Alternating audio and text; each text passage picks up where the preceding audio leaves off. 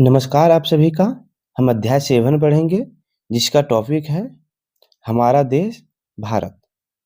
आप सबको पता है मैं जैक बोर्ड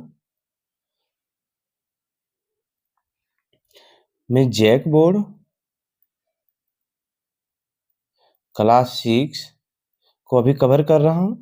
उसके बाद 7 को कवर करूँगा और इसी तरह से जो है सभी बुक को मैं कवर करता जाऊँगा जो झारखंड के स्कूल में चल रहा है। अगर आप झारखंड से हैं और अगर पढ़ना चाहते हैं बुक को, किसी झारखंड के एग्जाम का तैयारी करते हैं तो इस चैनल से जुड़ जाएं। ठीक है, शुरुआत करते हैं। हमारा देश भारत के बारे में चर्चा करेंगे कि भारत कहाँ पर स्थित है, किस गोलार्ध में, या फिर इसका क्षेत्रफल कितना है, लंबाई चौड़ाई कितनी है, इन सभी चीजों को हम लोग गौर करते हुए हमारा भारत एक विशाल देश है। भौगोलिक दृष्टिकोण से इसके उत्तर में हिमालय, पश्चिम में अरब सागर, पूर्व में बंगाल की खाड़ी तथा दक्षिण में हिंद महासागर स्थित है। ठीक है, और इस कारण इस तरह हमारा देश भारत तीन ओर जल से घिरा है। देखिए क्या है, फिगर के समझते हैं यहाँ पर। ये हो गया हमारा भारत। ठीक है, अगर उत्तर का बात करें नॉर्थ में, तो नॉर्थ में आप देखेंगे तो यहाँ पर क्या है, हिमालय का जाल बिछा हुआ है। इधर से पूरा हिमालय का जाल बिछा हुआ है। ठीक है, यहाँ पर इधर अगर पूरब की बात करें तो देखिए बंगाल की खाड़ी है, पश्चिम में अरब सागर है, और अगर दक्षिण का बात करें तो यहाँ पर है हिंद महासागर आपको दिख रहा है। ठीक है, तीनों ओर जल से घिरा हुआ है हमारा ये प्यारा भारत। अब देखिए आगे एक डिफिनेशन मिल रहा है। क्या डिफिनेशन है, देखिए इस तरह हमारा देश भारत तीन ओर जल से घिरा है, इस कारण से प्रायद्वीप भी कहते हैं। मतलब ये हुआ कि वह क्षेत्र जो तीन ओर से जल से घिरा हुआ हो उसको हम क्या बोलेंगे, प्रायद्वीप बोलेंगे। इसीलिए हम लोग भारतीय प्रायद्वीप बोलते हैं, सुना होगा आपने। तीन ओर से अगर बोले कि चारों तरफ से अगर कोई क्षेत्र अगर जल से घिरा हो तो उसको हम क्या बोलते हैं, महाद्वीप बोलते हैं, आइलैंड बोलते हैं कि नहीं इस तरह से। तो हम क्या बोलेंगे, प्रायद्वीप बोलेंगे अगर तीन ओर से जल से घिरा हुआ हो तो। भारत का क्षेत्रफल जो है 80 सॉरी 32.87 लाख वर्ग किलोमीटर है। उत्तर में कश्मीर से लेकर के दक्षिण में कन्याकुमारी तक इसका विस्तार 3214 किलोमीटर तथा पूर्व में अरुणाचल प्रदेश से लेकर पश्चिम में कच्छ तक इसका विस्तार लगभग 2933 किलोमीटर तक है। इसको यहाँ समझते हैं। देखिए ये दिया हुआ है, अगर यहाँ पे देखिए कच्छ से लेकर के अगर हम बात करें अरुणाचल प्रदेश तक, यहाँ तक लंबाई कितनी है, देखिए 2933। और इसी तरह से हम बात करें कश्मीर से लेकर के कन्याकुमारी तक यहाँ तक, तो इसका कितना है, देखिए 3214 किलोमीटर है। इस तरह से लंबाई मापा गया है। भारत की स्थलीय सीमा की लंबाई 15,200 किलोमीटर तथा मुख्य भूमि की तटीय सीमा की लंबाई 6100 किलोमीटर है। ठीक है, तो इसको समझते हैं क्या बोला गया है। एक चीज और है, द्वीपों समेत देश की कुल तटीय सीमा करीब 7516 किलोमीटर है। इस प्रकार भारत की सीमा की कुल लंबाई 22,716 किलोमीटर है। अब बोला स्थलीय सीमा का बात कर रहा है, तो देखिए आप यहाँ पे इधर अगर आएंगे, इधर यहाँ से देखिए इधर आएंगे तो यहाँ पर आपको जल ही जल दिखेगा। चारों तरफ जल दिख रहा है, जल दिख रहा है। ये लंबाई हो गया, ये जल वाला लंबाई हो गया। इसको हम क्या बोलेंगे, जलीय सीमा बोलेंगे। ये कितना था, 6100 कुछ किलोमीटर था। देखिए यहाँ पर देखिए 6100 किलोमीटर था। अब अगर इस क्षेत्र का बात करें जहां पे जल नहीं है, ये वाला क्षेत्र जो दिख रहा है आपको चारों तरफ, ये चारों तरफ जो दिख रहा है ये वाला क्षेत्र, इसकी लंबाई कितनी है, तो ये लंबाई है 15,200 किलोमीटर। ये लंबाई आपको दिख रहा है। ठीक है, लंबाई 15,200 किलोमीटर है। इसके अलावा एक चीज और बताया गया है कि द्वीपों समेत देश की कुल तटीय सीमा। अब द्वीप देखिए कौन सा बोल रहा है, सबसे पहले तो ये समझ गए कि 6100 किलोमीटर था, लेकिन देखिए अंडमान निकोबार द्वीप समूह यहाँ पर दिख रहा है आपको, लक्षद्वीप यहाँ पर दिख रहा है। ठीक है, इसी तरह जो भी द्वीप है उसको मिला करके लंबाई कितनी है टोटल, तो ये है 75,716 किलोमीटर है। इस तरह टोटल सीमा कितनी हो जाएगी दोनों ऐड करने के बाद, 22,716 किलोमीटर। भारत का दक्षिणतम बिंदु इंदिरा पॉइंट है। जो 2004 ईस्वी में सुनामी में डूब गया था। अब भारत का सबसे दक्षिणतम बिंदु पूछा जाता है क्वेश्चन, देखिए बोला जाएगा कि भारत का सबसे दक्षिणतम बिंदु कौन सा है, तो उसका नाम क्या है, इंदिरा पॉइंट है। लेकिन जब 2004 में सुनामी आया था तो उसमें वह क्षेत्र डूब गया है। ठीक है। क्षेत्रफल की दृष्टिकोण से भारत रूस, कनाडा, चीन, संयुक्त राष्ट्र अमेरिका, ब्राजील और ऑस्ट्रेलिया के बाद 7वां स्थान है इसका। अगर पूछा जाएगा कि विश्व में क्षेत्रफल की दृष्टि से भारत का कौन सा स्थान है, तो आप क्या बोलेंगे, 7वां स्थान है। तो अगर पूछा जाएगा कि प्रथम किसका है, तो प्रथम रूस का है, सेकेंड का कनाडा है, थर्ड का चीन है। ठीक है, ऐसा है। भारत में ऊंचे ऊंचे पर्वत, भारतीय मरुस्थल, उत्तरी मैदान, असमान पहाड़ी सतह, तटीय भाग एवं द्वीप समूह भारत में स्थल रूपों को दर्शाता है। ऐसा किसी भी देश में होता है कि वहाँ ऊंचे ऊंचे पहाड़ तो होते हैं, मरुस्थल भी हो सकते हैं, उत्तरी मैदान है, असमान पहाड़ी पठारी सतह, मतलब कि कहीं नीचा है कहीं ऊपर है, इस तरह का जो पठारी सतह है कहीं भी रहता है। हो सकता है तटीय भाग भी हो, द्वीप समूह हो। ठीक, भारत में स्थल रूपों को दर्शाते हैं। यहाँ जलवायु, वनस्पति, वन्य जीवों, भाषा एवं संस्कृति में भिन्नता है। अब किसी भी क्षेत्र से अगर कहीं भी दूर जाते हैं तो वहाँ पे भाषा और संस्कृति में भिन्नता तो मिलता है, उसी तरह भारत में भी है। इन भिन्नताओं में भी हम अनेकता में एकता को पाते हैं, जो हमारी परंपराओं में झलकती है। लेकिन संस्कृति और भाषा में भले कितना भी भिन्नता क्यों नहीं हो, लेकिन अगर देश की बात आए तो वहाँ पर हम लोग सब क्या होते हैं, एकजुट हो जाते हैं, एकता में प्रदर्शित करते हैं। अगर जनगणना 2011 का बात करें तो उस समय भारत की आबादी कितनी थी, तो 121 करोड़। और 2021 के बाद जो है, सॉरी हाँ, 2011 के बाद जो है 2021 में जनगणना होना था, लेकिन कोरोना के कारण नहीं हो पाया है और अभी तक नहीं हो पाया है। तो हम लोग ऑथेंटिक डाटा क्या मानेंगे, तो 121 करोड़ ऑथेंटिक डाटा मानेंगे कि इंडिया का जो है ये जनसंख्या। ठीक है, यह विश्व में चीन के बाद दूसरा सबसे अधिक आबादी वाला देश है। हो सकता है कि इस बार जब जनसंख्या हो, जनगणना हो, तब क्या होगा, भारत चीन से आगे निकल जाए। हमारा राज्य झारखंड भारत के पूर्वी भाग में स्थित है। झारखंड की आबादी 2011 की जनगणना के अनुसार लगभग 3.30 करोड़ है। 3 करोड़ 30 लाख जो है झारखंड की आबादी है 2011 की जनगणना के अनुसार। भारत की स्थिति जो है ग्लोब पर यानी अर्थ पर कहाँ है, उसके बारे में हम लोग समझने का प्रयास करेंगे। देखिए, भारत पृथ्वी के उत्तरी गोलार्ध में स्थित देश है। अब एक शब्द आ रहा है उत्तरी गोलार्ध, आखिर होता क्या है उसके बारे में चर्चा करेंगे। यह ग्लोब पर पूर्वी भाग में स्थित है। यह दक्षिण से उत्तर की ओर 8 डिग्री 4 मिनट नॉर्थ से 37 डिग्री 6 मिनट नॉर्थ अक्षांश तथा पश्चिम से लेकर पूर्वी तक यह 68 डिग्री 7 ईस्ट से 97 डिग्री 25 मिनट ईस्ट देशांतर के मध्य फैला हुआ है। अब यहाँ पे सवाल आ रहा है, ये देशांतर और एक हो गया उत्तरी गोलार्ध, आखिर होता क्या है। इसके पहले हम लोगों ने ग्लोब पढ़ लिया था, अब आइए इसको समझते हैं। आखिर उत्तरी गोलार्ध होता क्या है। देखिए, हमारे अर्थ पर जो है किसी चीज को यानी कोई स्थान को बताने के लिए, किसी स्थान के बारे में बताने के लिए अर्थ को 4 भागों में डिवाइड किया गया। देखिए लाइन दिख रहा है यहाँ, इस 4 भागों में डिवाइड किया गया है। उसके लिए अर्थ के बीच में से 2 लाइन खींची गई है। एक हो गया देखिए लेटी हुई रेखा, इसको बोलते हैं लेटीट्यूड, यानी इसको हम बोलते हैं अक्षांश। क्या बोलते हैं, अक्षांश रेखा इसको बोलते हैं, अक्षांश बोलते हैं।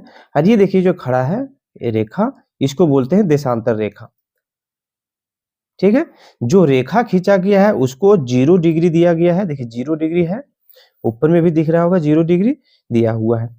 अब भारत का बात आ रहा है तो देखिए इस साइड मेरा हो गया नॉर्थ, ये हो गया साउथ, ये हो गया ईस्ट और ये हो गया वेस्ट। अब यहाँ पर आप देखेंगे तो नॉर्थ और ईस्ट के बीच में मेरा क्या है, इंडिया है, यहाँ पर दिख रहा है। अब ये जो लाइन खींचा गया है, अगर हम बात करें अक्षांश का, अक्षांश रेखा के बारे में बात करें तो 0 डिग्री से अगर हम ऊपर उठेंगे, देखिए यहाँ से अगर ऊपर उठे, यहाँ पर जाकर के जो रेखा खींचा गया है वहां से इंडिया का हम लोग मापेंगे, और एक देखिए आगे जाने के बाद यहाँ पर दिख रहा है रेखा। इस दोनों रेखा के बीच में जो है यानी अक्षांशीय रेखा के बीच में हमारा भारत है, एक चीज हो गया। दूसरा हो गया देशांतर रेखा खींचा गया है। अब इधर अगर आएंगे, हम इधर बढ़ते हुए चलेंगे तो यहाँ देखिए जो सबसे पहले गुजरात का जो क्षेत्र दिख रहा है, सबसे पहला देशांतरीय रेखा यहीं पे मिलेगा, और दूसरा सबसे लास्ट में जो है यहाँ पे अरुणाचल प्रदेश का दिखेगा। अब इसको डिग्री के माध्यम से अगर हम देखें तो यहीं पर यहाँ पे लिखा हुआ है भारत पृथ्वी के उत्तरी गोलार्ध में स्थित है। अब एक चीज और यहाँ बात आ रहा है, जो अर्थ को दो भागों में बांटा गया है। अगर बीच के रेखा अगर हम अक्षांश का बात करें, ये अक्षांशीय रेखा का, तो इधर हम बोलते हैं इसको दक्षिणी अक्षांश, इसको बोलते हैं साउथ हेमिस्फेयर, ठीक है, और इसको बोलते हैं नॉर्थ हेमिस्फेयर यानी उत्तरी अक्षांश रेखा, इसको बोलते हैं ऊपर, और ये हो गया दक्षिणी अक्षांश। ठीक है, देखिए बीच में बांटा गया है, ऊपर वाले को और नीचे वाले को अलग अलग बोलते हैं। अब आता है इधर देखिए ईस्ट है, इधर है मेरा ईस्ट है, दिख रहा है। तो इस रेखा के ईस्ट साइड में जो भी दिख रहा है आपको, इसको हम क्या बोलेंगे, पूर्वी देशांतर बोलेंगे, और जो इधर दिख रहा है इसको हम क्या बोलेंगे, पश्चिमी देशांतर बोलेंगे। ठीक, अब कोई देश का अगर बात करें तो अगर पश्चिमी देशांतर में है और उत्तरी गोलार्ध में है, देखिए ये उत्तरी गोलार्ध में अगर है तो उसको हम क्या बोलेंगे, उसको हम बोलेंगे उत्तरी पूर्वी गोलार्ध, नहीं उत्तरी दक्षिणी गोलार्ध में हम बात करेंगे। क्यों, तो देखिए ये तो दक्षिण में है, एक तो देशांतर में बात करें तो, और एक ऊपर में है तो उत्तरी गोलार्ध में स्थित है। ठीक है, अब आगे आते हैं, समझते हैं। अब ये जो दिख रहा है दक्षिण से उत्तर की ओर, दक्षिण से उत्तर की ओर बात करें तो यहाँ पर आपको दिख रहा होगा इंडिया। ठीक है, इंडिया देखिए यहाँ पर जो है अंडमान निकोबार दिख रहा है आपको, अंडमान निकोबार। यहाँ का अगर बात करें तो ये है 8 डिग्री 4 मिनट जो है यहाँ पर दिख रहा है आपको उत्तरी गोलार्ध में। और अगर यहाँ पे जो स्थल वाला भाग देखें, यहाँ पे आपको तमिलनाडु का बात करें तो ये कितना है, यहाँ पे 6 डिग्री 4 मिनट यहाँ पर है। समझ में आ रहा है। अब इस लाइन से इस लाइन के बारे में बात हो रहा है, आगे है। और देशांतर में जो है पूर्वी से पश्चिम से पूरब तक यह कितना है, ये देख लीजिए देशांतर के मध्य फैला हुआ है। अब एक आता है, अब एक चीज और समझते हैं, कर्क रेखा होता ये है, ये हमारा अर्थ हो गया। ठीक है, अर्थ में सबसे पहले जो बीच वाला जो रेखा है, बीच वाला जो रेखा है इसको हम लोग 0 डिग्री अक्षांश रेखा बोलते हैं। ठीक है, इसको विषुवत रेखा बोला जाता है। और अगर ऊपर हम जाएं 23.5 डिग्री का बात करें तो इसको हम बोलते हैं कर्क रेखा, 23.5 डिग्री कर्क रेखा। ठीक है, जो भारत के बीच से होकर के पास होता है, भारत के बीच से होकर कर्क रेखा पास होता है। जब आगे आप पढ़ेंगे तो इसके बारे में पता चलेगा आखिर ऐसा क्यों जरूरत पड़ा। तो वही लिखा हुआ है, कर्क रेखा भारत के मध्य भाग से होकर गुजरती है। कर्क रेखा गुजरात, राजस्थान, मध्य प्रदेश, तमिलनाडु, झारखंड, पश्चिम बंगाल, इसके अलावा त्रिपुरा तथा मिजोरम राज्य से होकर के गुजरती है। अब यहाँ पर आप देखेंगे कर्क रेखा, यहाँ पे इस लाइन पे देखेंगे, अगर यहाँ पर तो देखिए भारत के मध्य से होकर कर्क रेखा गुजर रही है, ये रेखा कर्क रेखा गुजर रही है। जैसे कि मैंने बताया कि 23 डिग्री 23.5 डिग्री का बात हो रहा है, तो यहाँ पे 24 डिग्री है, उसके पहले कौन सा आया, 23.5 डिग्री यहाँ पर खींचा गया। अब राज्य का बात करें तो यहाँ पर मैंने अपने से एक्सटर्नल फिगर लगाया हुआ है, उसको देखिए। सबसे पहले जो यहाँ से पास हो रहा है कर्क रेखा, ये गुजरात है, दूसरा राजस्थान, ठीक है, तीसरा जो है सो मध्य प्रदेश है, चौथा है छत्तीसगढ़, पांचवा है झारखंड, छठा है वेस्ट बंगाल, फिर से आगे आकर के त्रिपुरा हो गया, मिजोरम हो गया, और एक मणिपुर हो गया, नहीं मणिपुर नहीं, त्रिपुरा और मिजोरम है। अब क्वेश्चन आता है कि बताइए कर्क रेखा भारत के किस राज्य में सबसे अधिक किलोमीटर तय करता है, ज्यादा देर तक गुजरता है, तो वो हो जाएगा मध्य प्रदेश, और सबसे कम कहाँ पे आएगा, तो वो राजस्थान हो जाएगा।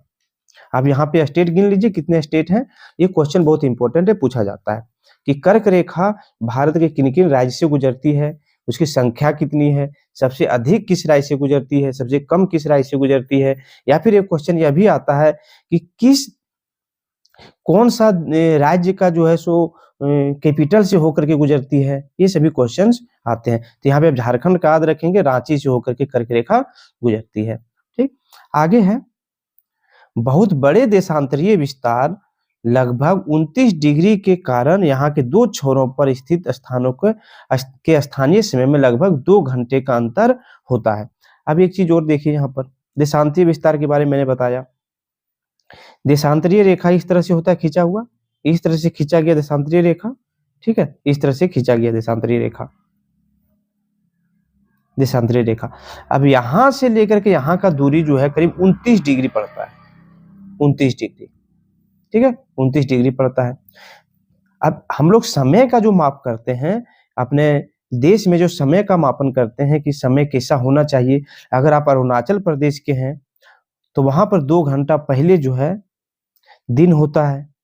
अगर आप गुजरात के हैं, चलिए आगे बड़े फिगर में समझते हैं, अगर आप अरुणाचल प्रदेश के हैं तो यहाँ पे सूरज जो है सब बहुत पहले सूर्यास्त मतलब जल्दी उगता है, सूर्योदय बहुत पहले होता है, जबकि गुजरात तरफ जो है 2 घंटा लेट से होता है सूर्योदय। समझ गए?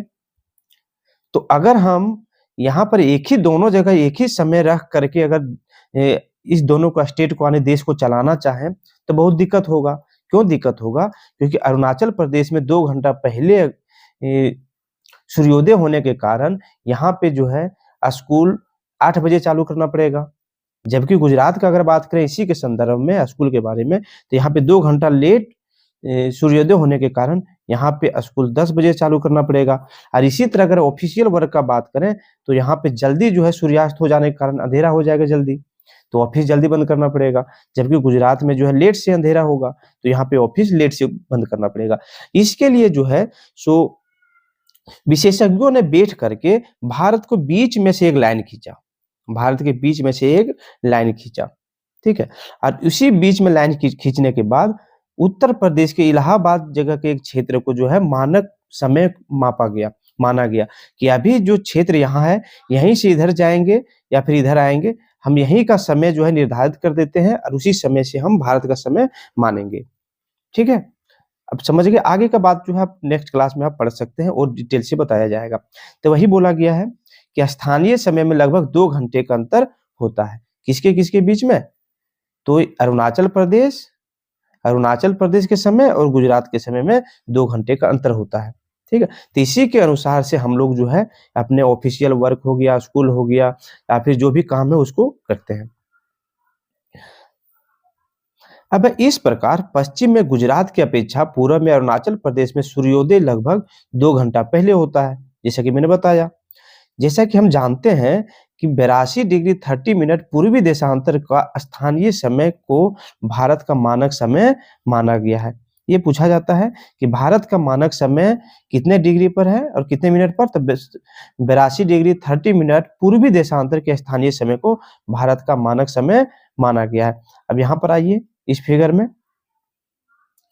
देखते हैं, ये जो दिख रहा है आपको, ये जो लाइन खींचा गया है, ये लाइन, यही लाइन खींचा गया है आपको भारत के बीच से, ये लाइन गया हुआ है और इसी लाइन को हम लोग क्या माने? भारत का मानक समय माने हुए हैं।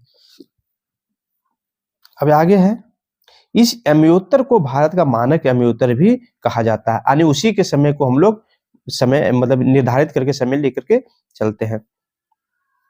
अब आगे आता है भारत एवं उसके पड़ोसी देश। कौन कौन से देश हैं भारत के पड़ोसी, उसके बारे में चर्चा करते हैं। सबसे पहले बात करते हैं, देखिए एक में है म्यांमार, दूसरा है 2 बांग्लादेश, तीसरा है चीन, चौथा है भूटान, 5वां है नेपाल, छठा है पाकिस्तान और 7वां है अफगानिस्तान। इसका मतलब अगर स्थल सीमा का बात करें तो भारत 7 देशों से अपनी स्थल सीमा का साझा करता है, ठीक है। आगे देखिए, भारत के स्थलीय सीमाओं से कुल 7 देशों का जुड़ाव है। ये पड़ोसी देश भारत के विकास और आर्थिक क्रियाकलापों में सहयोगी है। आगे, इन 7 देशों को खोजिए और इसके नाम लिखिए, जैसा कि मैंने आपको दिखा दिया है अभी। भारत के साथ सबसे लंबी स्थलीय सीमा रेखा बांग्लादेश के साथ लगती है। भारत एवं पड़ोसी देशों के साथ सीमा निर्धारण करने वाली रेखाएं, इस पे चर्चा करेंगे। लेकिन एक बात यहाँ पे बोला गया है कि भारत की जो है सबसे बड़ी स्थलीय सीमा ये बांग्लादेश के साथ लगती है। भारत एवं पड़ोसी देशों के साथ सीमा निर्धारण करने वाली रेखाएं, अब ऐसा है, इस फिगर को देखिए, होता यह है कि जिसमें भारत और पाकिस्तान का बंटवारा हुआ, उसमें एक सीमा निर्धारित किया गया कि इसके देखिए ये सीमा निर्धारित किया गया, ठीक है? ये सीमा निर्धारित किया गया। यानी इसके अगर पूर्वी साइड बात करें तो भारत है और इस रेखा के पश्चिमी साइड क्या होगा? पाकिस्तान होगा। इसी तरह पूर्वी पाकिस्तान जो अभी का बांग्लादेश है वहां पर भी इसी तरह रेखा खींचा गया और इसमें लीड रोल पर कौन थे? तो ये थे सर क्रिक रेडक्लिफ, ठीक है? सर क्लिफ ने रेड क्लिफ नाम के जो एक अंग्रेज था उसने इसका लीडिंग किया था, यानी उसी ने जो है इसका सीमा का निर्धारण किया था, ठीक है? तो भारत और पाकिस्तान के बीच में जो रेखा खींची गई है उसको किस नाम से जानते हैं हम लोग? रेड क्लिफ के नाम से जानते हैं। पूछा जाता है कि भारत एवं पाकिस्तान के बीच का सीमा निर्धारण करने वाली रेखा को किस नाम से जानते हैं? तो रेड क्लिफ के नाम से जानते हैं। अब आता है मैकमोहन रेखा। मैकमोहन रेखा भारत एवं चीन के बीच खींची गई है, लेकिन मैकमोहन रेखा असल में भारत और तिब्बत के बीच खींची गई थी। किसके किसके बीच? भारत और तिब्बत के बीच खींची गई थी, लेकिन बाद में चीन ने जब तिब्बत को कब्जा लिया तो अब हम लोग पढ़ते हैं कि मैकमोहन रेखा किन दो देशों के बीच में खींची गई है, ठीक है? तो चीन और भारत के बीच में, ठीक है? अब आते हैं राजनीतिक एवं प्रशासनिक विभाजन। जब मानचित्र मैंने पढ़ा रहा था उसमें बताया था राजनीतिक मानचित्र के बारे में कि हम लोग अपने स्वेच्छा से क्या करते हैं? क्षेत्रों को बांट देते हैं, सीमा निर्धारित कर देते हैं कि इस जगह के राइट साइड में जो है अलग स्टेट हो गया, दूसरे साइड अलग स्टेट हो गया, इस तरह से सीमा का निर्धारण हम लोग कर देते हैं। तो भारत को प्रशासनिक दृष्टिकोण से 28 राज्य एवं 8 केंद्र शासित प्रदेशों में बांटा गया है। कितने? 28 राज्यों और 8 केंद्र शासित प्रदेशों में बांटा गया है। एक है 15 नवंबर 2000 ईस्वी में हमारा राज्य झारखंड तथा जून 2014 ईस्वी में तेलंगाना राज्य का गठन किया गया था। 2000 ईस्वी का बात करें तो 2000 ईस्वी में 3 स्टेट का गठन हुआ था, जिसमें एक हमारा राज्य झारखंड भी था और एक छत्तीसगढ़ और एक है उत्तराखंड, ये राज्य थे। 2014 में बात करें तो 2014 में तेलंगाना राज्य का भी गठन हुआ था, ठीक है? अब अक्टूबर जो है 2019 में अक्टूबर 2019 तक जो है जम्मू और कश्मीर एक राज्य था। जम्मू और कश्मीर एक राज्य था, लेकिन क्या किया गया? अक्टूबर 2019 में आर्टिकल 370 के हटने से इसको हटा करके 2 केंद्र शासित प्रदेशों में बांट दिया गया। कब? 31 अक्टूबर 2019 ईस्वी को 2 केंद्र शासित प्रदेशों में बांट दिया गया। एक है जम्मू कश्मीर तथा एक है लद्दाख, ठीक है? 2 केंद्र शासित प्रदेशों में बांट दिया गया था। अब है आगे, नई दिल्ली भारत की राजधानी है। राज्यों का निर्माण मुख्यतः भाषा के आधार पर हुआ है। क्षेत्रफल की दृष्टि से राजस्थान सबसे बड़ा तथा गोवा सबसे छोटा राज्य है। अब एक बात आता है, यहाँ पे क्षेत्रफल की दृष्टि से सबसे बड़ा राज्य जो है सो कौन सा है? राजस्थान। बहुत लोग गलती से क्या करते हैं? उत्तर प्रदेश को मार देते हैं, क्योंकि वहाँ की जनसंख्या बहुत अधिक है और लगता है कि वह स्टेट बहुत बड़ा है, लेकिन ऐसा नहीं है। राजस्थान का मरुस्थल वाला क्षेत्र भी राजस्थान में आते हैं। मरुस्थल वाले क्षेत्र में कोई नहीं रहते हैं, इसलिए उसका क्षेत्रफल बढ़ गया है, लेकिन जनसंख्या कम है। अब जनसंख्या की दृष्टि से उत्तर प्रदेश सबसे बड़ा राज्य है, जबकि सिक्किम सबसे छोटा राज्य है जनसंख्या की दृष्टि से, ठीक है? गोवा वाला क्षेत्र जो है क्षेत्रफल की दृष्टि से छोटा है, सबसे सिक्किम से भी छोटा, लेकिन यह एक शहरी क्षेत्र है जहां पे लोग रहते हैं, इसीलिए वहां की जनसंख्या अधिक है। जबकि सिक्किम एक पहाड़ी क्षेत्र है, इसके पास एरिया अधिक है लेकिन लोग बहुत कम रहते हैं। अब राज्यों को जिलों में बांटा गया है, जो नीचे में की तालिका में भारत के राज्यों एवं केंद्र शासित प्रदेशों की सूची दी गई है। देखिए अब क्या हुआ, सबसे पहले स्टेट बनाए गए। अब स्टेट बहुत बड़ा होता है, अब एक जगह राजधानी से उस क्षेत्र का जो है सो कंट्रोल नहीं किया जा सकता है, सही से विकास नहीं किया जा सकता, इसलिए हम लोग क्या करते हैं? स्टेट को भी डिस्ट्रिक्ट में बांट देते हैं और डिस्ट्रिक्ट को भी ब्लॉक में बांट देते हैं, ब्लॉक को पंचायत में बांट देते हैं, ताकि सही से विकास हो सके। अब जो है भारत के राज्य और केंद्र शासित प्रदेश जो है यहाँ पर आपको लिस्ट दिया गया है। यहाँ पर आपको 9 केंद्र शासित प्रदेश दिख रहे हैं, लेकिन 9 नहीं है, बल्कि दादर नगर हवेली और दमन दीव, इस दोनों को मिला करके एक क्या बना दिया गया? एक केंद्र शासित प्रदेश बना दिया गया है, इसीलिए 8 केंद्र शासित प्रदेश हो गए। ये भारत का राजनीतिक मानचित्र है, जैसा कि मैंने बताया सभी को हम लोगों ने बांटा है इस तरह से क्षेत्र पे।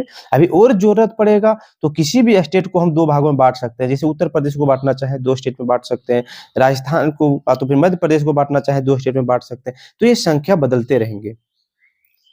अब है भारत का राजनीतिक मानचित्र आपने देख लिया। अब है भौतिक विभाजन। भौतिक विभाजन क्या है उसके बारे में समझते हैं। भारत के भौतिक स्वरूप को 6 भागों में बांटा जा सकता है। एक है उत्तर का पर्वतीय प्रदेश, उत्तर क्षेत्र जो है वहां पे पर्वत बहुत सारे हैं। फिर उसके बाद उत्तरी मैदान, सबसे अगर उत्तर में जाएंगे तो वहां पे पर्वतीय क्षेत्र है जहां पर उत्तराखंड बसे हुए हैं, जम्मू कश्मीर बसा हुआ है, हिमाचल प्रदेश बसा हुआ है, सभी उत्तरी क्षेत्र में वो सब बसे हुए हैं। अगर उत्तरी मैदान का बात करें तो उत्तरी मैदान वाला ही क्षेत्र में जो है सो आपका बिहार हो गया, उत्तर प्रदेश हो गया, ये सभी स्टेट है। अब एक हो गया प्रायद्वीपीय पठार।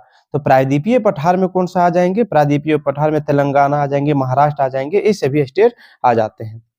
और भारतीय महामरुस्थल, महामरुस्थल में कौन कौन से आते हैं, तो राजस्थान वाला क्षेत्र और थोड़ा सा गुजरात का क्षेत्र जो है मरुस्थल में आता है।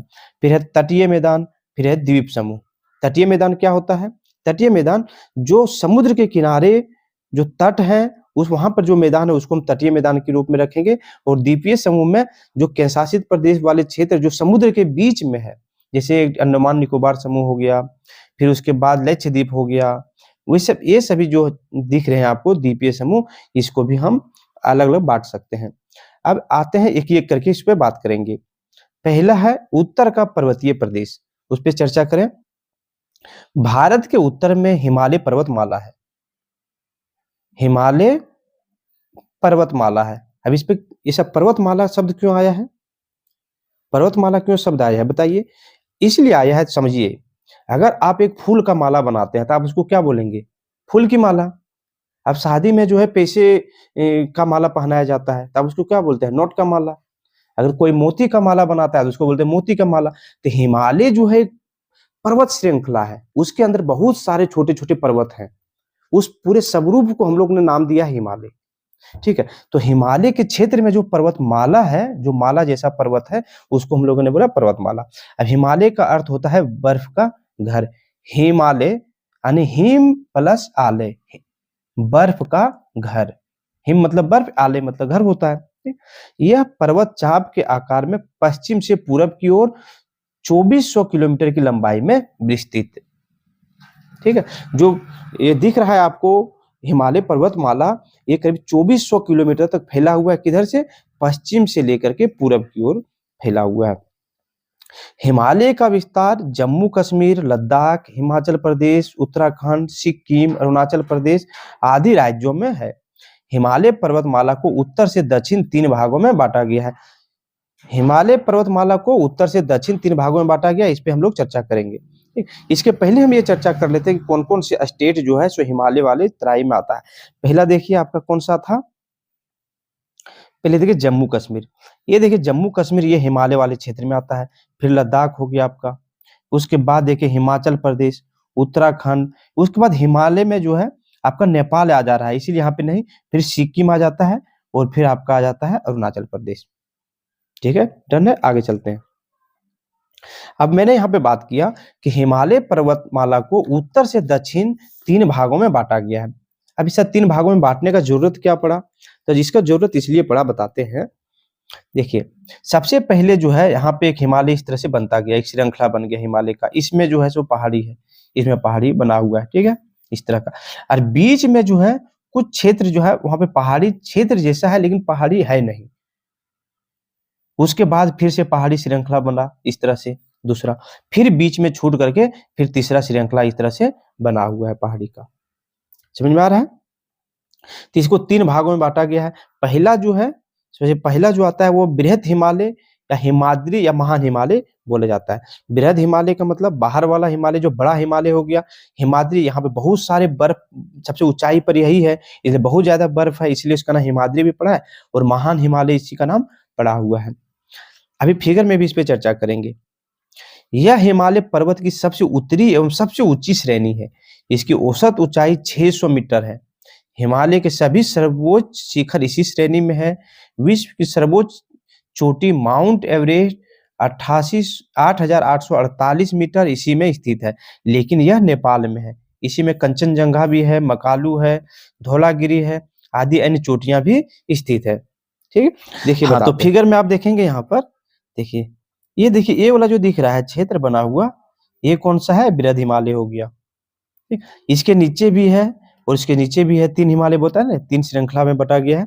तो पहला हमने चर्चा किया है, बृहद हिमालय के बारे में चर्चा कर लिया है। अब आता है मध्य हिमालय। मध्य हिमालय कौन?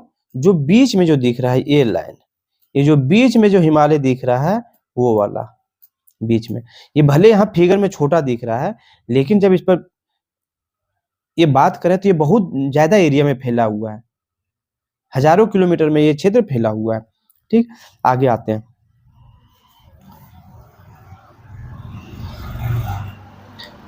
अब आता है मध्य हिमालय या लघु हिमालय या फिर हिमाचल, इसके नाम से है, क्या बोला जाता है? यह श्रेणी बृहद हिमालय के दक्षिण में स्थित है। अभी जो हमने बृहद हिमालय पढ़ा उत्तर क्षेत्र में था, अब उत्तर में जाकर के आप दक्षिण साइड देखेंगे तो आपको ये पहाड़ मिलेगा, तो इसीलिए बोला गया है कि बृहद हिमालय के दक्षिण में स्थित है। इसकी औसत ऊंचाई 3600 मीटर से 4600 मीटर तक है।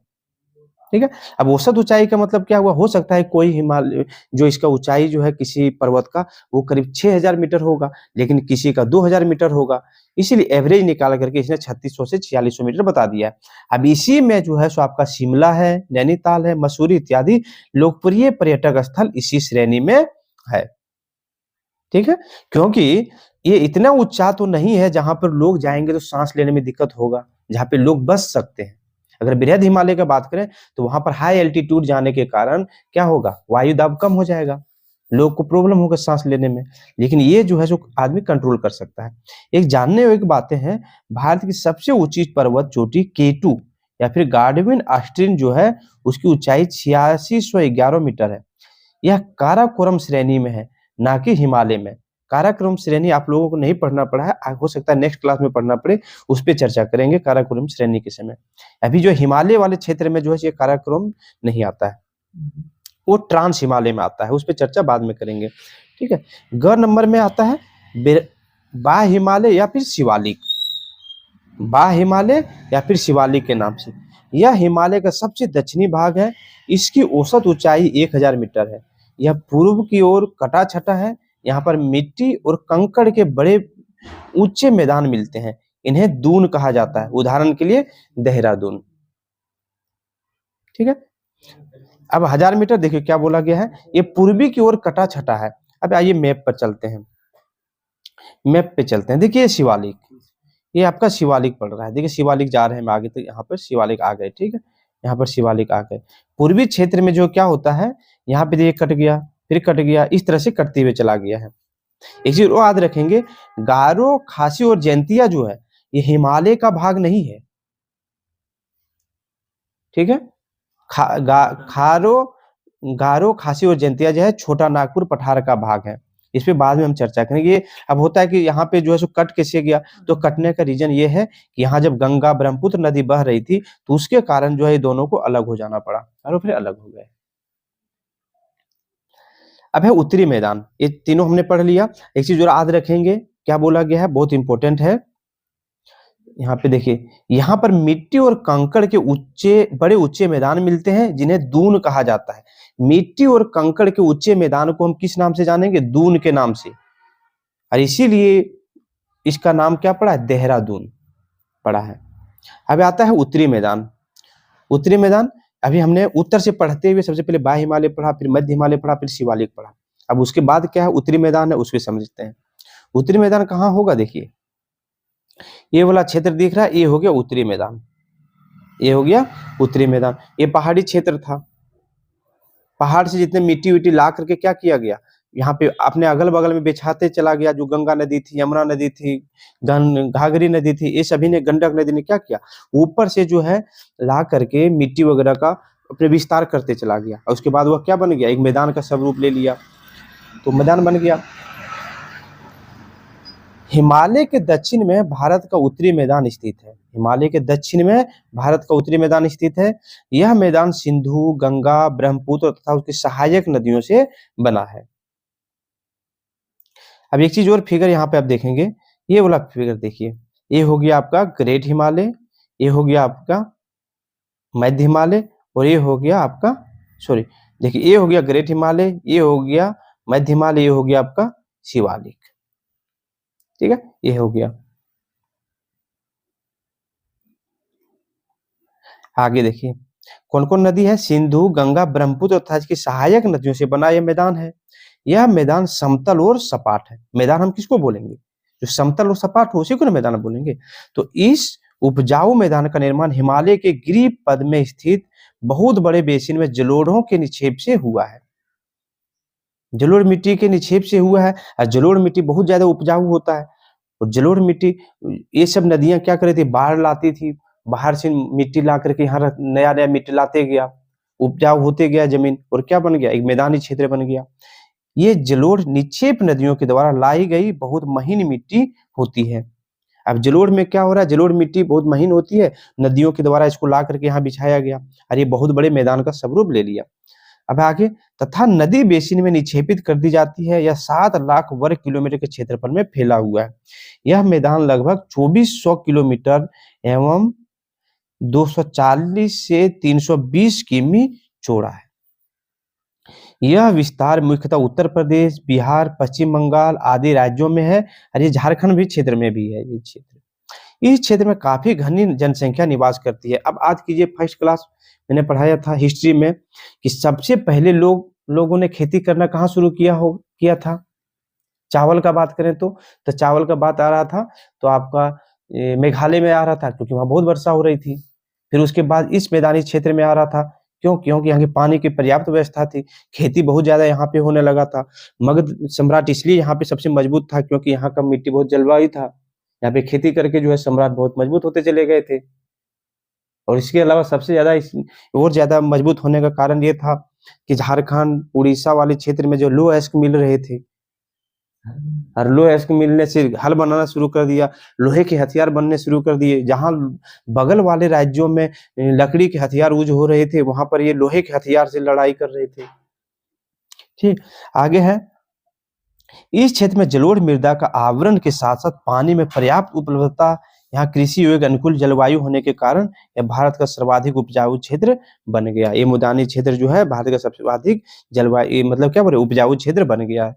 ठीक, अब आता है प्रायद्वीपीय पठार। प्रायद्वीपीय पठार, इस पे बात करेंगे। उत्तरी मैदान के दक्षिण का पूरा भाग एक विस्तृत पठार है। उत्तरी मैदान के दक्षिण वाला क्षेत्र जो है पठार है। अब ये पठार बोलते किसको हैं, इसके बारे में हम चर्चा करेंगे आगे के क्लासों में। ठीक, यह दुनिया का सबसे पुराने स्थल खंड गोंडवाना लैंड का अवशेष है। अब ये गोंडवाना लैंड जो शब्द आया हुआ है, इस पे भी चर्चा करेंगे नेक्स्ट क्लास में हम लोग। इसी अलग अलग चैप्टर में इसके बारे में चर्चा करते चलेंगे। अब इसकी आकृति त्रिभुजाकार है। देखिए यहाँ पे अगर भारत का मैप देखें हम, भारत का देखिए मैप, ये मैप आपको दिख रहा है, ये कैसा है, त्रिभुजाकार है। त्रिभुजाकार है, ये गोंडवाना लैंड का ही क्षेत्र था जो दूसरे जगह से आकर के भारत में जुड़ गया यहाँ पर। ठीक, अब आते हैं, इसका धरातल काफी ऊंचा नीचा है। यह बहुत सी पहाड़ी श्रृंखलाएं तथा घाटियां स्थित है। यह प्रायद्वीपीय पठार 3 और पहाड़ी श्रेणी से घिरा है। ये प्रायद्वीपीय पठार जो आपको दिख रहा है, ये 3 साइड से किसमें घिरा हुआ है, पहाड़ी क्षेत्र, इधर पहाड़ी क्षेत्र से घिरा हुआ है। देखिए पहाड़ी क्षेत्र से घिरा हुआ है आपका पठार, प्रायद्वीपीय पठार। इसके उत्तर पश्चिम में अरावली श्रेणी स्थित है। यह विश्व की सबसे पुरानी पर्वत श्रृंखला है। कौन सा, अरावली श्रेणी पूछा जाता है। अरावली श्रेणी जो है विश्व की सबसे पुरानी पर्वत श्रृंखला है। उसके बाद है विंध्य एवं सतपुड़ा की महत्वपूर्ण श्रृंखलाएं हैं। इस श्रृंखलाओं के मध्य से होकर नर्मदा तथा तापी नदियां बहती है। किससे, विंध्य और सतपुड़ा की महत्वपूर्ण श्रृंखलाएं, इन श्रृंखला के मध्य से जो है नर्मदा और तापी नदी बहती है। याद रखेंगे, इसीलिए क्वेश्चन पूछा जाता है कि बताइए वह कौन सी नदियां हैं जो भ्रंश घाटी से होकर बहती है, तो ये नर्मदा और तापी नदी का आ जाता है। झारखंड का जो है सो आपका दामोदर भी आ जाएगा। ये पश्चिम की तरफ बहने वाली नदियां हैं। किधर बहती है, पश्चिम की तरफ। देखिए क्या होगा, देखिए यहाँ पे पर पहाड़ श्रृंखला, इधर पहाड़ी क्षेत्र है, इधर दिख रहा है पहाड़ी क्षेत्र। अब ये नदी को बहना चाहिए था इधर, देखिए नर्मदा दिख रहा है, पहाड़ी क्षेत्र होने के कारण जो है इसको बहना चाहिए था इधर, क्योंकि ढलान इधर है, लेकिन ये बह किधर रहा है, इधर बह रहा है पश्चिम तरफ तापी और नर्मदा। क्यों? क्योंकि ये भ्रंश घाटी में बहती है, ठीक है, इसीलिए। अब देखिए, और ये नदियां कहाँ गिरती है? अरब सागर में गिरती है।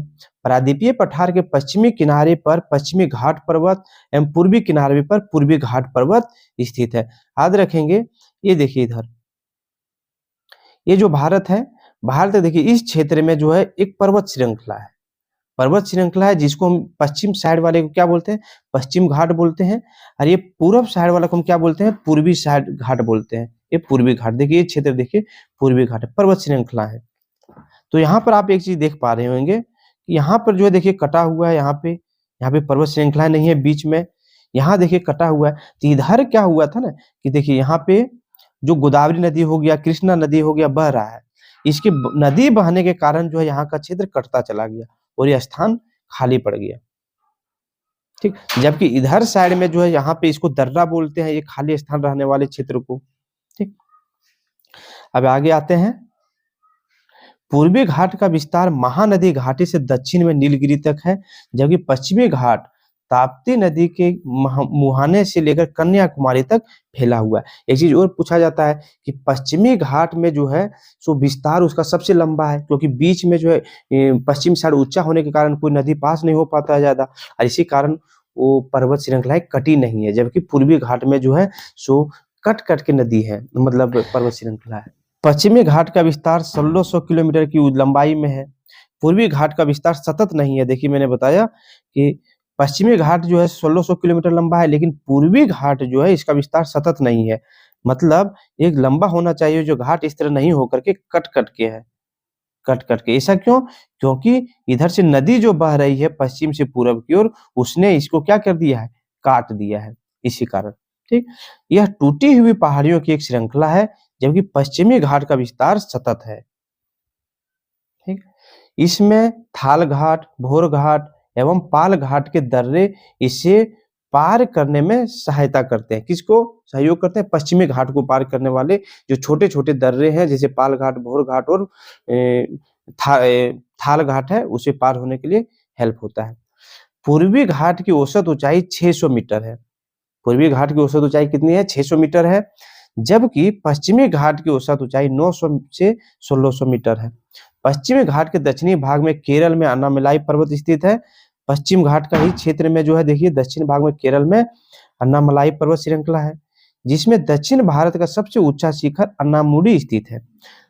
अन्नामलाई पर्वत श्रृंखला में ही सबसे ऊंचा शिखर कौन सा है? अनाईमुड़ी स्थित है। कहाँ पर? केरल में। अब है कौन सा घाट पे? तो पश्चिमी घाट पे।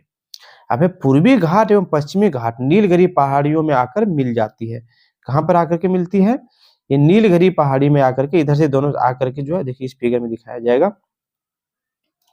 देखिए यहाँ पर आकर के इधर से आया और इधर आकर के कहाँ मिल गया? नीलगिरी पहाड़ी क्षेत्र में आकर के मिल गया। देखिए अन्नामलाई पर्वत श्रृंखला यहाँ पर है, यानी मिल जाता है, वही बताया गया है। आगे डोडा बेटा जो है नीलगिरी का सबसे ऊंची चोटी है। देखिए क्वेश्चन पूछा जाएगा कि अन्नामलाई की सबसे ऊंची चोटी का नाम क्या है? तो अनाईमुड़ी। अब पूछा जाएगा नीलगिरी पर्वत श्रृंखला की सबसे ऊंची चोटी को किस नाम से जानते हैं? तो डोडा बेटा के नाम से जाना जाता है। पहाड़ों में खनिजों की प्रचुरता होती है, जैसे कोयला एवं लोहे। अब है झारखंड का छोटा नागपुर पठार प्रायद्वीपीय पठार का ही एक हिस्सा है। छोटा नागपुर पठार कई उप विभाग में विभाजित है। ये उप विभाग पाट पठार, रांची का पठार, हजारीबाग का पठार तथा बाह्य छोटा नागपुर पठार के नाम से जाना जाता है। याद रखेंगे, झारखंड के पश्चिमी भाग में स्थित पाट पठार छोटा नागपुर पठार का सबसे ऊंचा भाग है, जो बाह्य छोटा नागपुर का पठार के नाम से जाना जाता है। एक चीज और है, यहाँ पर कोयला, लो एश, अब्रक, बॉक्साइड, यूरेनियम इत्यादि प्रचुर मात्रा में पाए जाते हैं। ये झारखंड के बारे में बात किया गया है। झारखंड के बारे में जिसमें पढ़ेंगे उसमें इस पे और चर्चा करेंगे। अब है भारत के मरुस्थल। भारत के महामरुस्थल किसको बोलते हैं उस पर चर्चा करेंगे। देखिए भारत में उत्तरी पश्चिम भाग में भारतीय महामरुस्थल स्थित है। उत्तरी पश्चिमी भाग में मतलब राजस्थान वाले क्षेत्र में, जो पश्चिम क्षेत्र में और थोड़ा उत्तर क्षेत्र में है। इस मरुस्थल का विस्तार राजस्थान राज्य में है। इसे थार का मरुस्थल भी कहा जाता है।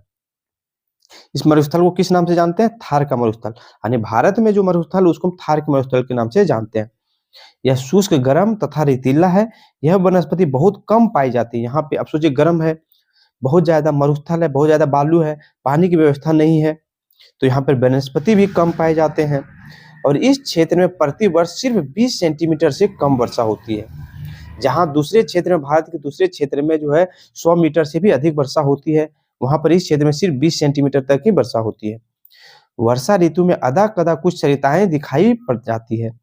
वर्षा ऋतु के समय यहाँ पर क्या होता है, जो छोटी छोटी नदियां हैं उसमें थोड़ा सा पानी बहता हुआ दिखता है, बाद में वे भी लुप्त हो जाती है, क्योंकि बालू है, बालू में जो है पानी लुप्त हो जाता है। इस भूभाग की ये सरिताएं पर्याप्त जल नहीं होने के कारण समुद्र तक नहीं पहुंच पाती। इस क्षेत्र की सबसे लंबी नदी लूनी है। अब पूछा जाएगा कि राजस्थान क्षेत्र की सबसे लंबी नदी कौन सी, मरुस्थलीय क्षेत्र की, तो वह लूनी हो जाएगा, लूनी नदी। और ये पानी जो है सो बालू सोख लेने के कारण समुद्र पे भी पानी नहीं जा पाता। अब आता है तटीय मैदान के बारे में चर्चा करते हैं। तटीय मैदान, प्रायद्वीपीय पठार के दोनों किनारों पर पश्चिमी तथा पूर्वी तटीय मैदान का विस्तार है। मैंने बताया कि प्रायद्वीपीय पठार जो है दोनों साइड पे जो है पूर्वी और पश्चिमी तटीय मैदान का विस्तार है, दोनों साइड। ये तटीय मैदान पश्चिम में काफी सकरा तथा पूर्व में चौड़े हैं।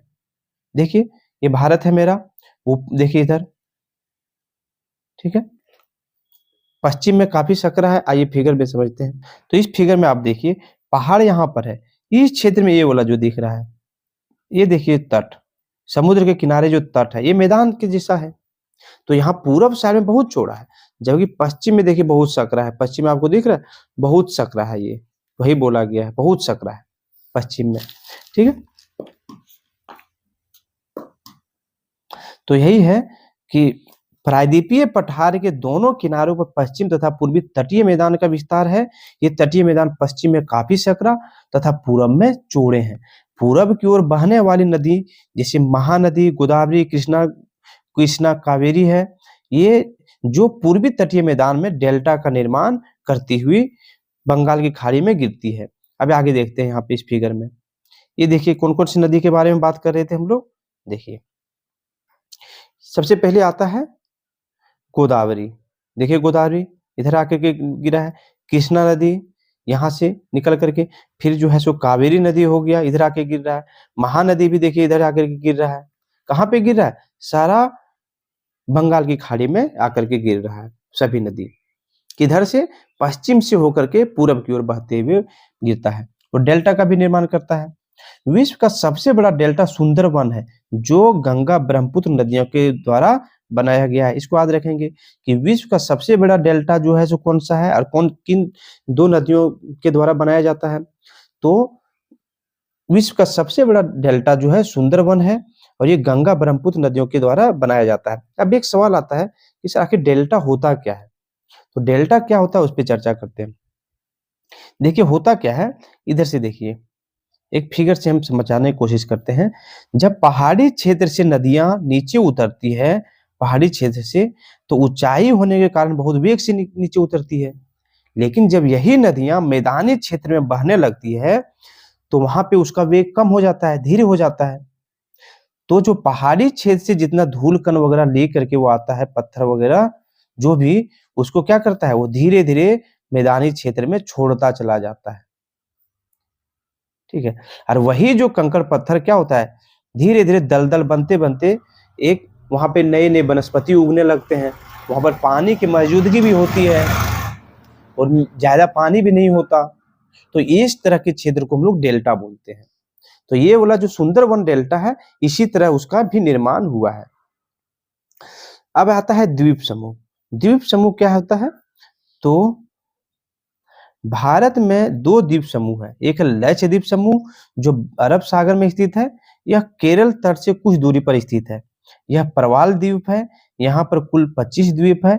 लक्षद्वीप तथा मेनिकाय प्रमुख द्वीप है।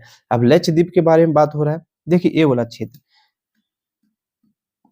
देखिए ये वाला क्षेत्र जो है लक्षद्वीप है और ये वाला जो है अंडमान निकोबार द्वीप समूह है। वही बोला गया दो द्वीप समूह है, यानी समुद्र के बीच में उठा हुआ क्षेत्र को हम लोग क्या बोलेंगे?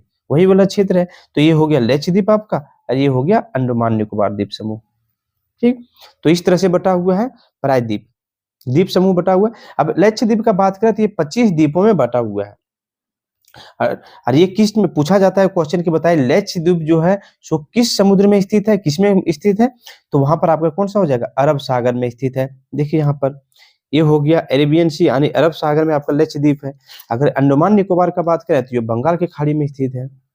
तो बातें हैं। अब एक यहाँ पे एक शब्द आया था प्रवाल द्वीप, यानी प्रवाल द्वीप होता क्या है, तो उसके बारे में बताया गया है। देखिए समुद्र में प्रवाल छोटे समुद्री जंतुओं के कंकाल हैं। प्रवाल किसको बोलते हैं, जो समुद्र में छोटे छोटे जो जंतु हैं जो पाए जाते हैं उसको कंकाल बोला जाता है, उसके कंकाल को हम लोग प्रवाल बोलते हैं, जिन्हें पॉलिप कहा जाता है। यह पॉलिप समुद्र के अंदर कॉलोनी बना के रहते हैं। ये जो छोटे छोटे जीव जंतु हैं ये क्या करते हैं, पहले समुद्र में कॉलोनी जैसा बना के रहते हैं, और वहीं पर जब वो लोग मर जाते हैं उसके कंकाल वहीं पे रहते हैं। फिर दूसरे जीव जो है उसी तरह का आके उसके कंकाल पे आके बसना शुरू किया, फिर वो भी वहीं पे मर गए। फिर उसके बाद वो परत दर परत बढ़ते जाता है, और ये करोड़ों सालों में क्या होता है, एक द्वीप का निर्माण कर देता है। तो वही जो लक्षद्वीप आपको दिख रहा है ये प्रवाल द्वीप इसी का नाम दिया गया है, के नाम से जाना जाता है। ठीक, और ये बहुत खूबसूरत होते हैं। देखिए आगे, एवं परत दर परत ऊपर उठते जाते हैं। इस प्रकार जब ये समुद्र के सतह से ऊपर उठ जाते हैं तो प्रवाल द्वीप का निर्माण करते हैं। ठीक है, प्रवाल द्वीप किसको बोलते हैं समझ में आ गया होगा। अब आगे आते हैं, देखिए अब अंडमान निकोबार द्वीप समूह के बारे में बात हो रहा है। तो ये कहाँ पर है, बंगाल की खाड़ी में स्थित है। यहाँ पर द्वीपों की कुल संख्या कितनी है, 223 द्वीप है। अंडमान निकोबार द्वीप समूह में टोटल कितने द्वीप है, 223 द्वीप है, लेकिन इसमें से बहुत सारे द्वीप पर लोग नहीं रहते हैं।